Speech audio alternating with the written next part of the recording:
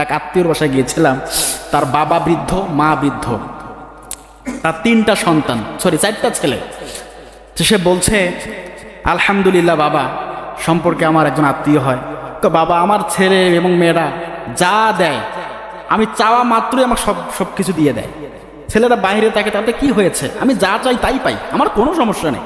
এই যে যখন কোনো বাবা এবং মা এই কথা বলে, তো সন্তানের প্রতি আল্লাহ পাক বরকত দিবে কি দিবে না? দিবে না? তা আমি বলছি আলহামদুলিল্লাহ, শুনে অনেক ভালো লাগলো যে আসলে আপনার 3টা 4টা সন্তানই আপনাকে দেখে, এটা অনেক ভালো। তো বাবা বৃদ্ধ হয়ে গেছে, হাঁটতেও পারে না, কিন্তু সে খুশিতে সবগুলো কথা বলে দিচ্ছে। এই যে ভালো ভালো কাজগুলো করতে হবে না আমাদেরকে, বলেন? এই সমাজে কিন্তু সব থেকে বড় যে রিপোর্টগুলো আসে, আমাদের সমাজের রিপোর্টগুলো আসে, মায়ের সাথে সন্তানের বনাবনি হয় না, সন্তান মাকে খাইতে দেয় না, বাবাকে দেখে না, এরকম আছে না নাই বলেন তো? তো এগুলো তো আমাদের কানে আসে না। এই মেম্বারটা শুধু ওয়াজ করার জায়গা নয় তো। এই সমাজে প্রতিটা মানুষ কোন হালে আছে, কি অবস্থায় আছে, কার কি সমস্যা, কোথায় কোন জায়গায় কোন বাড়িতে ন্যায় এবং অন্যায় হচ্ছে, এগুলো নিয়ে এখানে আলোচনা করা দরকার, ঠিক কি না?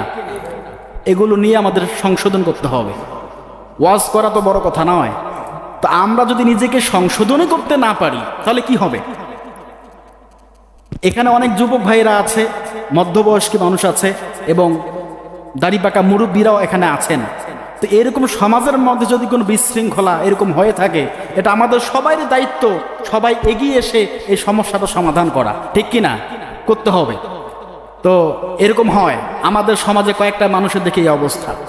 তা আমি মনে মনে বলি, এই দায়িত্বগুলো তো ইমাম সাহেবকে নিতে হয়, তার বয়ানের মধ্যে সম্পর্ক রেখে কথাগুলো বলতে হবে। কিন্তু এরকম সব আমাদের কানে আসে না। যতটুকু আসে শুনি, আইডিয়াতে ঢিল মেরে দিই, যদি কারো সমস্যা থেকে থাকে সমাধান করে নেবে, এরকমটা না। এরকমটা পিতামাতা আছেন, সন্তানদেরকে সঠিকভাবে দেখবেন। আবার অনেক পিতামাতা দেখা যায় এক সন্তানকে আপন, আরেক সন্তানকে পর করে, হয় না? এরকমটা করা যাবে না। আপনার সবই সন্তান, ছেলে হোক বা মেয়ে হোক, এর বিষয় আপনাকে কিয়ামতের ময়দানে আল্লাহ পাক জিজ্ঞেস করবে তুমি কি সেদিন আদল করেছো, কি ইনসাফ করেছো।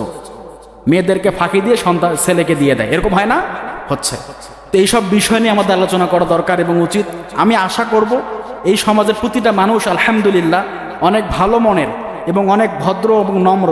আমি সব জায়গায় গেলে কথাটা বলি, আলহামদুলিল্লাহ আমার সমাজের মানুষগুলো এতটা ভালো, সব দিক থেকে সব ভালো, আমার কাছে অনেক ভালো লাগে।